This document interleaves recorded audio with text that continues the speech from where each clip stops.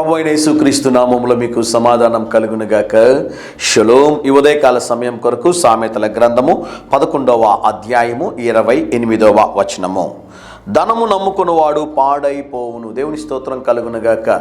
ధనము మనకు అవసరం లేదా అంటే తప్పకుండా అవసరం అండి. వాక్యంలో ఒక మాట ఉంటుంది, దేవుని యందు భయభక్తులు కలిగి జ్ఞానము కలిగినటువంటి వాడు తన బిడ్డల్ని బీదలుగా ఉంచకుండా ధనవంతులుగా చేయునని బైబిల్లో రాయబడింది. ప్రియులారా, పరిశుద్ధ గ్రంథమైన బైబిల్లో ధనాన్ని గురించి చాలా మాటలు ఉన్నాయి. ధనం సంపాదించడము తప్పు కాదు, ధనాన్ని సమకూర్చుకోవడం తప్పు కాదు, కానీ ధనమే సర్వస్వం అనుకోవడము చాలా పొరపాటని దేవుని సేవకుడిగా తెలియజేస్తున్నాను. అన్యాయంగా అక్రమంగా సంపాదించినటువంటి ధనము వారికి వారి కుటుంబానికి బిడ్డలకి శాపాన్ని తీసుకొని వస్తుంది తప్ప ఆశీర్వాదాలు తీసుకొని రావు అని దేవుని సేవకుడిగా తెలియజేస్తూ ఉన్నాను. కొంతమంది మీరు గమనించండి, కోట్ల రూపాయల దొంగతనం చేస్తూ ఉంటారు. ఒక స్వీట్ తినమంటే షుగర్ అండి అంటారు, లేకుంటే ఏదైనా ఒక చిన్న పని చేయండి అంటే బీపీ అంటూ ఉంటారు. అనుభవిస్తారా? అనుభవించరండి. కొంతమంది అన్యాయంగా సంపాదించిన డబ్బులు మొత్తం కూడబెట్టుకొని ఒకే రోజు హాస్పిటల్ ఖర్చు పెట్టేస్తూ ఉంటారు. దేవునికి స్తోత్రం కలుగునుగాక. అన్యాయంగా సంపాదిస్తూ ఉంటారు, అక్రమంగా సంపాదిస్తూ ఉంటారు కదా ప్రియులారా. అయితే మీరు గమనించండి, డబ్బే వారికి సర్వస్వమై ఉంటుందండి. బంధువులను పట్టించుకోరు, కుటుంబీకులను పట్టించుకోరు, ఒక శుభకార్యానికి రారు, ఇంట్లో వాళ్ళకి ఏదైనా ఒక మంచి జరిగినా రారు, ఒక చెడు జరిగినా రారు.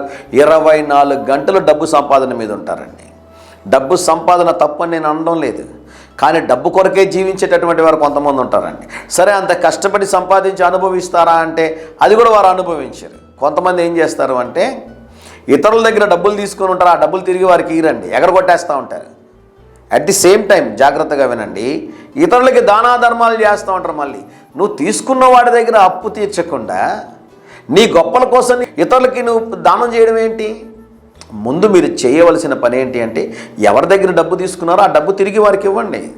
ఇవ్వలేకపోతున్నారో చెప్పండి, అయ్యా ఈ సమయం లోపల నేను ఇస్తానని చెప్పండి. నేను కూడా డబ్బులు ఎట్లుండట ఖర్చు పెట్టేవాడినండి ఇష్టం వచ్చినట్లు. కానీ ప్రభు నాకు క్రమశిక్షణ నేర్పించాడు. నాకు దేవుడు ఒక సత్యాన్ని తెలియజేశాడు. ఏంటి అంటే డబ్బు దేవునిదని గ్రహించానండి. అప్పటి నుంచి నేను ఏ పని చేయాలనుకున్న ప్రార్థన చేశాను, ప్రభువా వీరికి ఈ డబ్బు ఇవ్వమంటావా వద్దా, ఈ కార్యం చేయమంటావా వద్దా.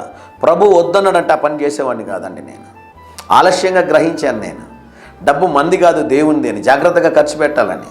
చాలామంది అంటూ ఉంటారు, శరత్ గారు మీరు మారిపోయారండి, ఇంతకుముందు బాగున్నారు, ఇంతకుముందులా సహాయం చేయడం లేదంటున్నాడు ఒక పాస్టర్ గారి ఇంటికి వచ్చి. నా ఇష్టం వచ్చినట్టు ఖర్చు పెట్టేవాడిని డబ్బుని. నేను గ్రహించిన విషయం ఏంటి అంటే డబ్బు దేవునిది. డబ్బులు దేవుని ఇచ్చినటువంటి డబ్బుల్ని దేవుని సేవ కొరకు దేవుని చిత్త ప్రకారంగా ఖర్చు పెట్టాలని. ఆర్థిక సమస్యల్లో ఈరోజు ఉన్నారా? ఫైనాన్షియల్ డిసిప్లిన్ చాలా అవసరం ప్రియులారా. ఈరోజు మీకోసం ప్రార్థన చేస్తాను. దేవుడు ఒక ఆర్థిక ద్వారమును, ఆశీర్వాదమును మీ జీవితంలో దేవుడు తెరుస్తాడు. కానీ డబ్బు విషయంలో జాగ్రత్తగా ఉండండి. ప్రపంచంలో ఏ సేవకుడు చెప్పను ఒక మాట చెప్తుంటాను నేను, మీరు వెళుతున్న సంఘానికి మీ దశమ భాగాల కానుకలు మీరు ఇవ్వండి. నేను దేవుని సేవలో ఉన్నాను, నన్ను పోషించడం దేవునికి తెలుసు.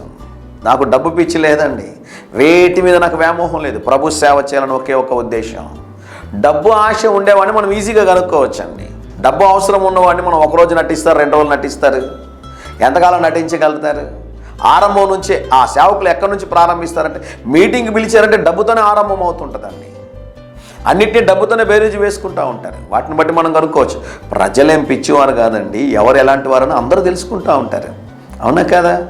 చాలామందికి జ్ఞానం వచ్చేసింది. ఈరోజు ప్రజల్ని మోసం చేయగలరా మనము?